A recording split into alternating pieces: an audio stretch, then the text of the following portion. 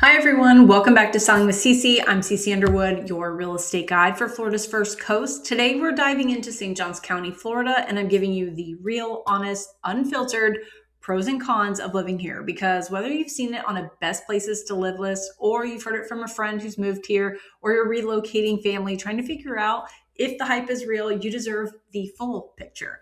St. Johns County consistently shows up at or near the top of every quality of life ranking in Florida, and there are some good reasons for it, but it's not perfect.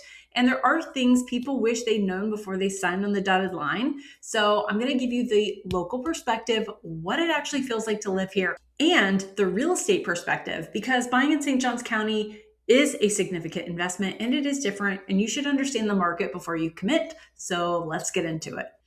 A quick orientation for those who are new to the area. St. Johns County sits just south of Jacksonville on Florida's northeast coast, but it's not one city, it's a county made up of several distinct communities.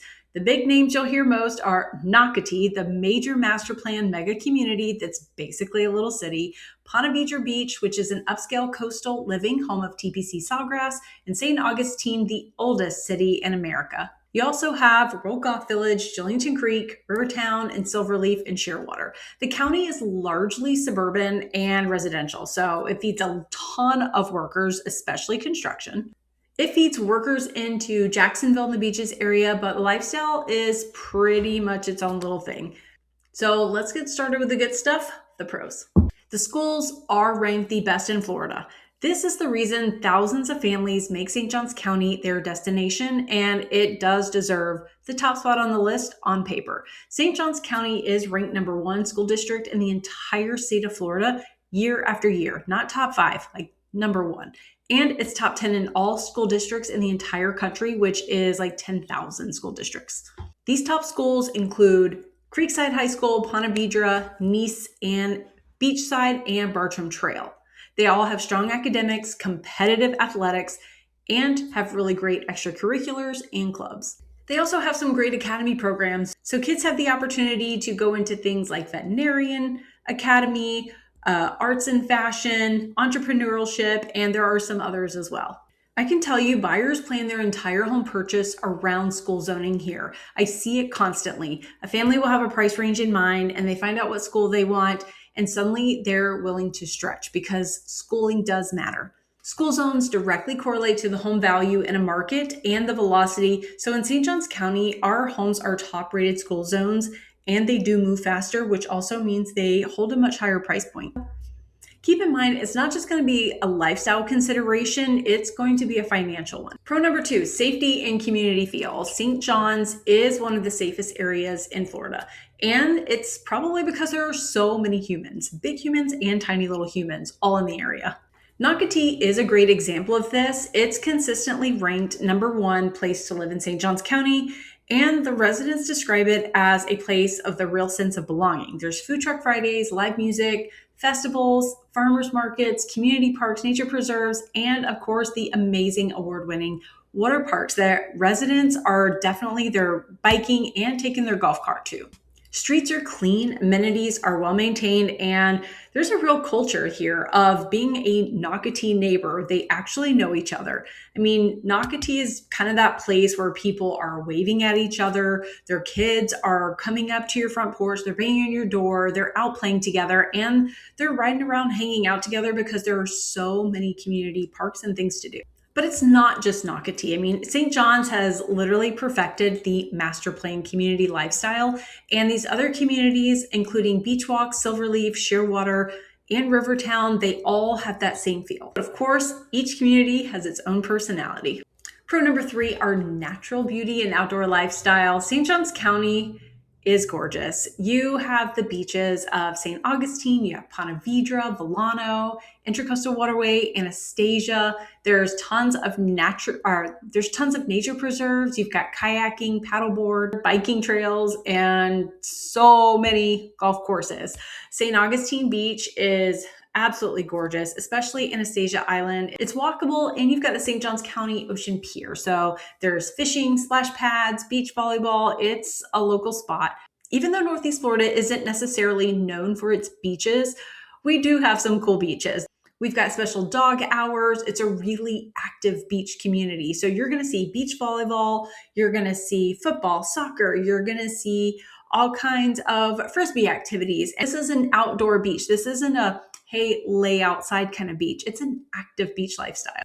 Pro, St. Augustine. This is our number 4. So St. Augustine is awesome. There's definitely something about cobblestone streets, and St. Johns County is home to St. Augustine. It is the oldest inhabited European established settlement in the United States, and it was founded in 1565.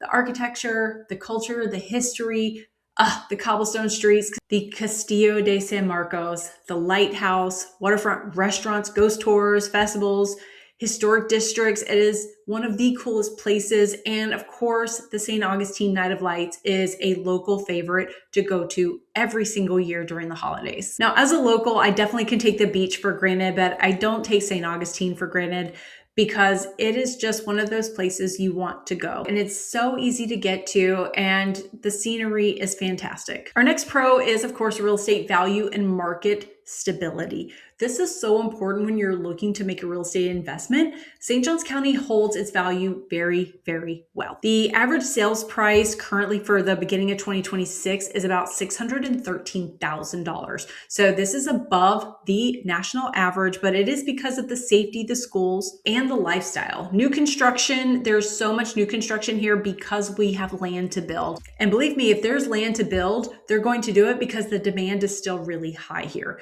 You have builders like Dreamfinders, Mattamy, David Weekley, Pulte, and Toll are actively building master plan communities that have modern finishes, resort-style amenities, and community infrastructure already built in. The thing with these communities is they're actually built for people to stay, live, and evolve as their family and finances grow. So you have everything from a starter home to a move up, to a move down, to a luxury home, villas, and our 55 plus active communities. So from an investment standpoint, St. Johns County is one of the more stable markets that we work in. Even the broader Florida market, when it has softened, so many people still wanted to live in St. Johns County because of that school district, because of the values. So if you're looking to buy and you're here for the long haul and you want a more stable long-term value, then St. Johns County is a really great option. And the next pro on our list is the proximity to Jacksonville. So one of St. Johns County's secret advantages is its location. You're close enough to Jacksonville to access the job market, airport, sports, culture, but you live in a quieter, safer, high-rated area. The community is nicely positioned between 95 US 1 and Jacksonville in the beaches area, so it's really accessible. It will still take you about 45 minutes to get to the airport.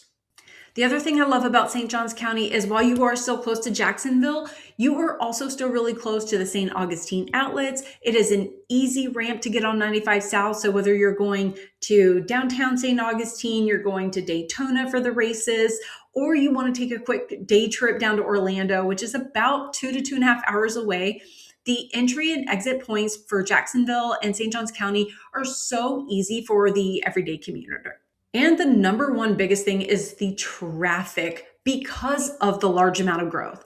Here's what no one's going to tell you in the St. Johns County brochure is that it is growing so fast that the roads can't keep up. So if you're commuting into Jacksonville to work, you can add an additional 20 to 30 minutes on some mornings to your commute, especially during peak hours. Also, because these communities are so big, you should definitely add at least an additional 10 minutes just to get out of your neighborhood. Some of these neighborhoods are so big and master planned, you're talking thousands of homes in a neighborhood. And so when the neighborhood is big, the homes in the back, it's going to take a little while to get out. Because when you live in the back of the neighborhood, even though there may be multiple exit and entry points in the neighborhood, you're still fairly contained. So you will still need to allocate at least 5 to 10 minutes to get out of your neighborhood, an additional 5 to 10 minutes to get to the interstate, and then potentially an additional 20 to 30 minutes to get wherever you're going, depending on how far away you work.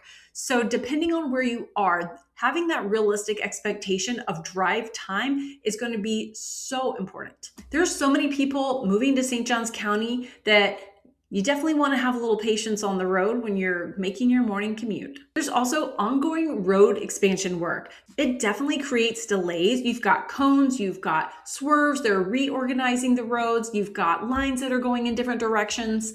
So this will create delays. And if you're driving to downtown or the Southside Daily, you definitely need to factor this in before you choose your neighborhood. I always tell buyers, do a test drive during rush hour before you commit, especially if you're a rager. Driving from your house at 7:45 a.m. on a Tuesday to going into Southside or downtown is very eye-opening in Jacksonville. Discuss in another video in Jacksonville, it is over 840 square miles, and St. Johns County is just south of that. So not only are you getting through St. Johns County, you are going through a very large mass.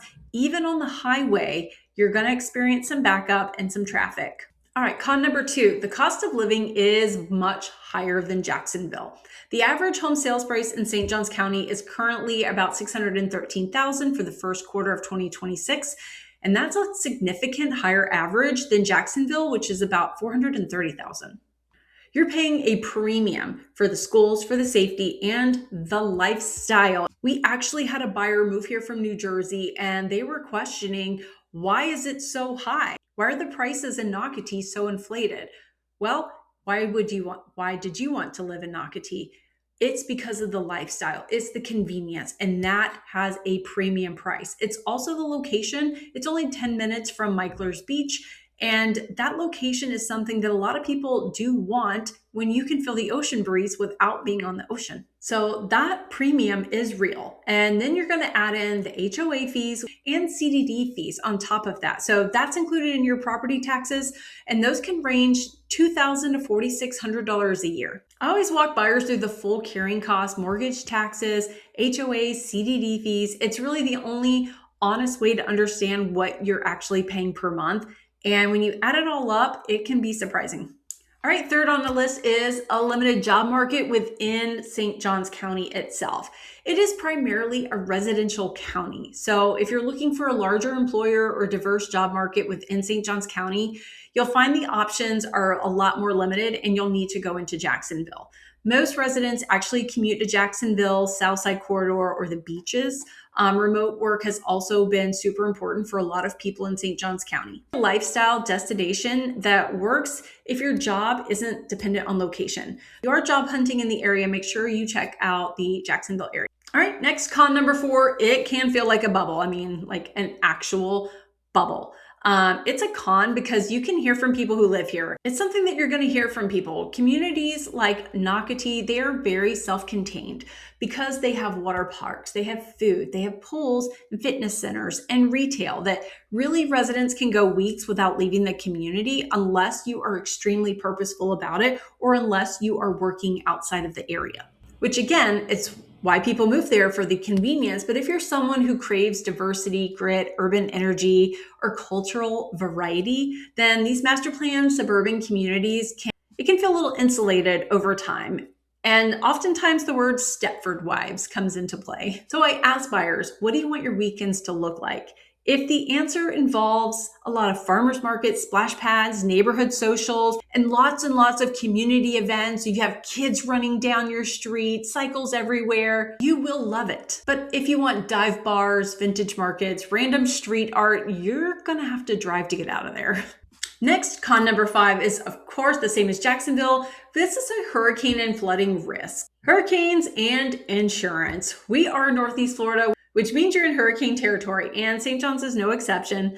The coastal areas and properties near the St. John's River, they could carry meaningful flood risk. St. Augustine has flooded significantly in prior storms, and a lot of that is downtown St. Augustine, where it is lower lying and right along the river.